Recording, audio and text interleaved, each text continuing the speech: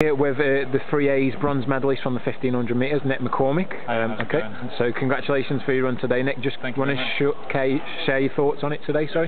Yeah, it was a good, solid performance. Obviously, I was saying to the press that I wanted to win the race.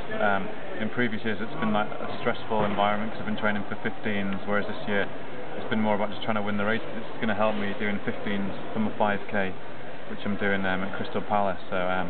Which is a good race, just turning my legs over, but it's a little bit disappointed that I didn't win, but we're just coming at it from a different angle this year, more endurance and like less speed work. I've actually done hardly any speed work, so that is my speed work going into Palace, so it was good. Okay, well like I say, because obviously perhaps a few people were surprised to see probably yourself and Chris Thompson down for the 1500 today instead of the 5k, so yeah. was that your thinking, obviously, like I say, just trying to get a bit more pace into your legs ahead of the big races? Yeah, well it's always a difficult one because like you ideally you want to sort of just do, like Crystal Palace is our sort of mine and Chris's trial really, because we've got to run like the A standard. But today, if we could have run 5k, but it just deadens your legs a bit, and it would have affected the training for like the next sort of week going into Crystal Palace. We wouldn't have been able to do a key session like coming up on Friday. We'd have had to do something a bit lighter.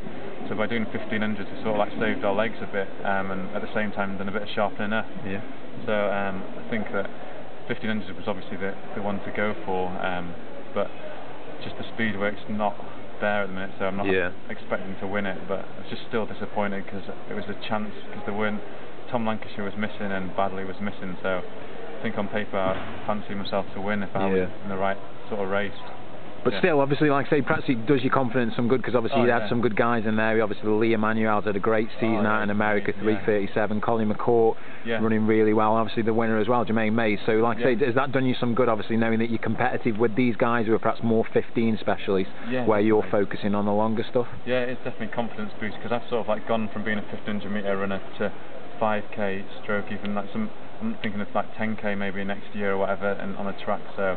But 5k is where it's at, it's my main event, so it's just nice being able to run a 1500 sometimes. I mean, I can run, it's funny, you can almost run it, I can run it on memory, sort of, like, because I've done so many. I mean, it's my 7th 3A's final at 1500, so I can sort of get away with it. It's only the second medal I've actually won. Oh, right, okay. I've won it and then come third in out of those 7, so it's like, it's great to like get a medal again. It's fantastic seeing a few like young guys coming through too. I mean, we had 4 guys from the northeast in it, which was great. We had like Lewis Moses, myself, Sean Morley, and we had David Forrester. He's from the class in him. Ross Murray. Ross Murray. And another 4 guys, and then 3 guys from my training group. So it's been a good day all around. I was happy with people in the final. I mean, it's just nice to see youth coming through a bit, and northeast athletes thinking they can run sub 340 rather than like stumbling around at 340, so I think there's a lot of positive stuff coming out of the northeastern, like especially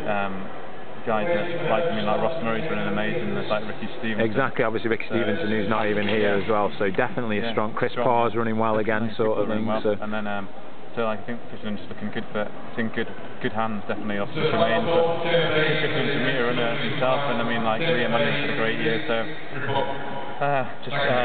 now it's just a matter for me just recovering the next couple of days and pushing on towards Palace. So if we're just looking ahead towards that, then obviously, like I say, you've said for yourself, obviously Mo's already got the time, and it's logic to suggest that he will be picked for that. Yeah. And then you say, is it basically just yourself or Chris will possibly go if you get the time? I think we'll both go if we both get the time. I mean, it's as simple as that really, and I think that we just got to put ourselves in the race and just, I think we're both similar sort of runners. I mean, I think you can get too carried away with like thinking about these A times and B times and blah de blah. I think all you've got to do is just try and improve yourself as a runner, and that's all I'm going to try and do. I'm going to try and run a time that's like a personal best, and then hopefully I'm in shape to run like between 13:15 and 13:20.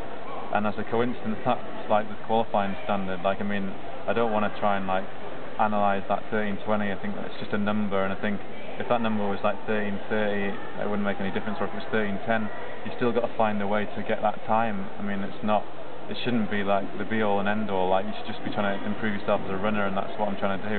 Okay, it's great to hear, and well, thanks for talking to us, Nick, and all the best for the preparation ahead of Crystal Palace, and hopefully, like I say, you and Tomo both get the time, mate. Yeah, I'm sure we will. Good spirits, hopefully we will.